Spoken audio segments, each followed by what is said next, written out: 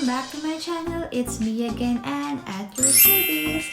So I know it's been a long while since I've made a vlog about UK visa requirements.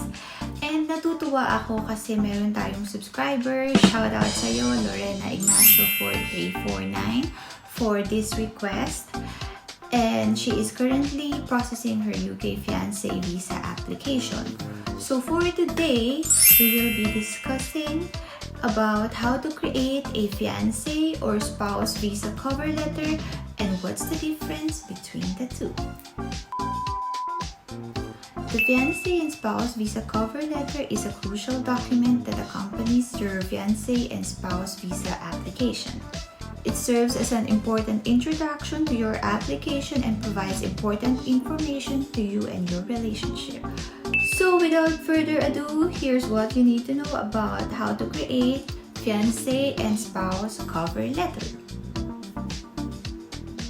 In your spouse visa cover letter, you should outline basic information about you and your spouse, including your history together, details about your relationship, and your plans for the future. I strongly recommend that you put a relationship timeline to further elaborate the progress of your relationship because it would actually show and let the immigration officer see it clearly how your relationship progresses and how it started because it would contain the date when you initially meet or met your partner and what happens after that until you reach the time that you process your visa application. Secondly, address the requirements of the visa application by highlighting the financial stability of your fiancé or husband and how you were able to meet the requirements either through salary employment, self-employment, cash savings, or if he's getting certain benefits. For example, disability leaving allowance or carer's allowance, and which he will be exempted to meet the financial income requirements. So in this part, you can actually inform the immigration officer that you were able to meet the financial requirements. So that would depend on the income requirement that you actually process, like if your partner or fiance or husband is currently working, then you use the salary or employment salary requirements, or if he has any savings and not working, so you will be using cash savings, or if he has his own business, then you can apply using the self-employment, and he will be able to get an exemption if he's actually getting certain benefits, especially the one that applies for disability, like the disability living allowance or carer's allowance.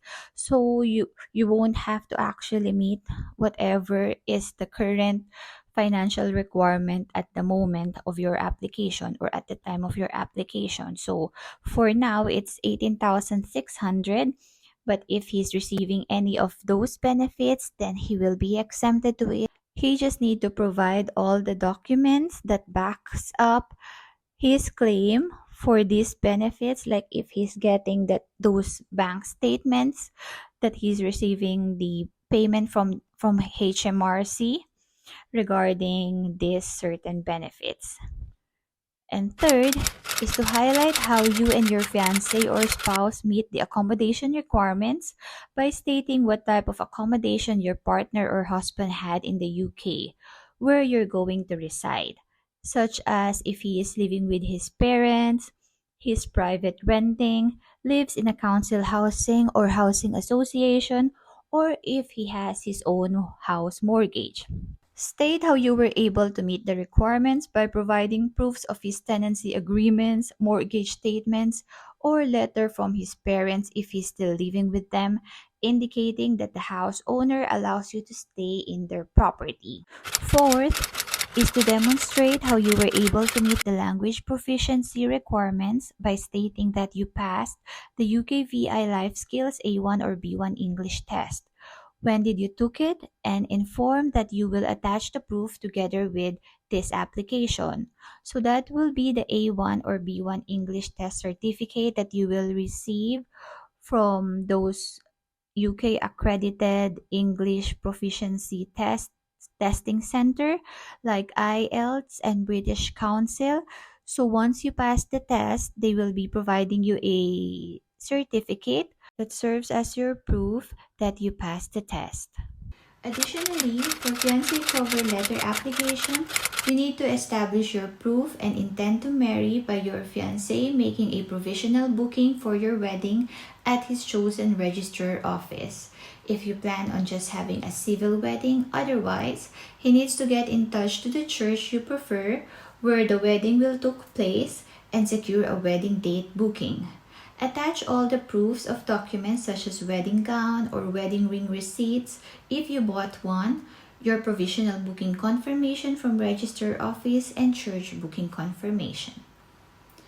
And if you were already married, so this is applicable for those applying for spouse visa, and once you already got married and extending your stay in the UK by applying for further leave to remain after your fiancé visa application expires, you need to supply documents like certificate of marriage and proof of address that you reside or living together, such as joint mortgage agreements, joint tenancy agreements, joint utility bills, or other official documents or forms of ID with addresses such as driving license, personal bank statements, and GP registration confirmation letter.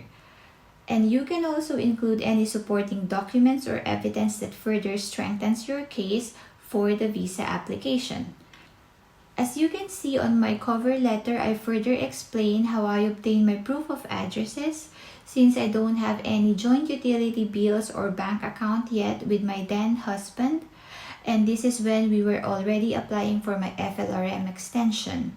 And I further explain about an error when I registered my married name instead to the GP practice when I should still be using my maiden last name, or whatever last name you got in your valid IDs and passport, because the last name should match those that you have for your valid IDs and passports.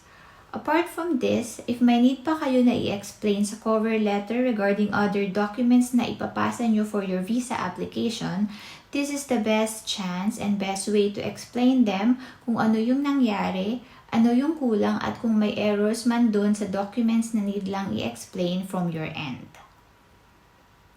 In my case, since I have my daughter as dependent and we both applying at the same time, I also need to explain as to why she needs to be with me in the UK and establish and highlight that I'm the only one who have the sole parental responsibility for her by providing proofs na naka-indicate dito sa cover letter ko.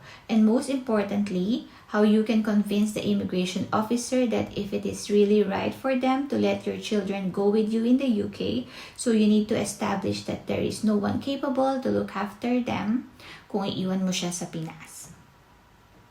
Overall, your fiancé and spouse visa cover letter plays a vital role in presenting your case to the immigration authorities, so it is essential to pay attention to its content and structure.